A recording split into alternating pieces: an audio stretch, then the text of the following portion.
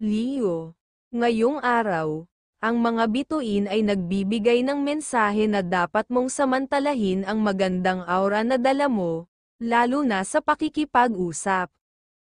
Ito ang pinakamainam na oras upang makipag-ayos at magbigay ng mga ideya dahil makakabuo ka ng mahusay na pagkakaintindihan at mas malinaw na komunikasyon. Gayunpaman, iwasan ang mga usapin tungkol sa pera o paglagda ng mga dokumento, dahil hindi maganda ang enerhiya mo sa mga aspetong ito ngayon. Mahalagang manatiling maingat upang hindi masira ang balanseng dala ng araw. Sa tahanan, maaaring may biglaang desisyon na kailangang gawin, at bagaman maaaring makasakit ito ng damdamin ng iba, mahalagang maipakita ang tunay mong intensyon upang magdulot ng pag-unawa sa sitwasyon. Huwag mag-alala dahil sa huli, ang mga tao sa paligid mo ay mas mauunawaan ka at maayos ang anumang hindi pagkakaintindihan.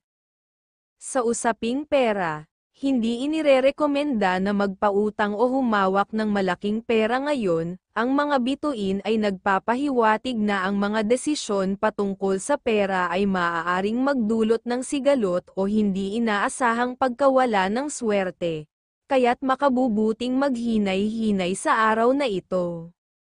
Sa pagmamahalan, masagana ang iyong enerhiya sa pagpapalaganap ng kasiyahan at saya sa tahanan at sa iyong relasyon. Iwasan ang mga formal na talakayan at hayaan ang araw na maging masaya at puno ng positibong vibes, para mapalakas ang iyong swerte.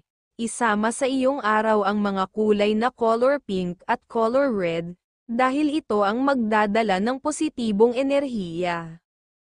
Ang mga numerong number 20, number 34, at number 16 ay magdadala ng mga oportunidad at swerte para sa iyo.